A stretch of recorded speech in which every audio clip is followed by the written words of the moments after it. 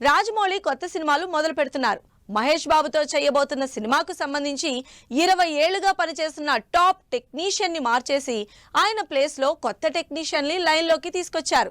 రాజమౌళి సినిమాలకు one of the biggest asset అయిన సెంధిల్ ని మార్చేసి కొత్త సినిమాటోగ్రాఫర్ గా వచ్చిందెవరు?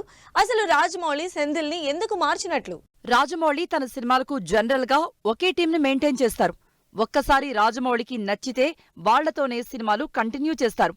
అలా రాజమౌళి కెరియర్ లో చేసిన 12 సినిమాల్లో 8 సినిమాలకు సినిమాటోగ్రఫర్ గా పనిచేసిన సెంథిల్ ఇప్పుడు మహేష్ తో చేసిన సినిమాకు డ్రాప్ అయ్యారు. ఆ ప్లేస్ లో పిఎస్ వినోద్ సినిమాటోగ్రఫర్ గా రాబోతున్నారు. 2003లో సినిమాల్లోకి ఎంట్రీ ఇచ్చిన సెంథిల్ 2004లో వచ్చిన సై సినిమా నుండి రాజమౌళితో కంటిన్యూ అవుతూ యమదొంగ, ఈగ, బాహుబలి సినిమాలకు 20 ఏళ్లుగా పనిచేశారు. సెంథిల్ తో రాజమౌళికున్న ర్యాపో వేరు. రాజమౌళి సినిమాలకు గ్రాండియర్ విజువల్స్ తోనే, స్పెషల్ సినిమాటోగ్రఫీతోనే అనటంలో ఎటువంటి డౌట్స్ లేవు. అటువంటిది రాజమౌళి సెంథిల్ 20 ఏళ్ల బంధం మహేష్ సినిమాతో బ్రేక్ అయింది.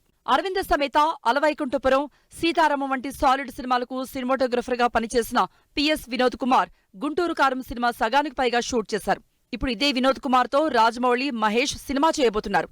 సెంథిల్ ప్రస్తుతం డైరెక్షన్ ప్లాన్ లో ఉండడంతో రాజమౌళి సినిమా నుండి డ్రాప్ అయినట్టుగా తెలుస్తోంది.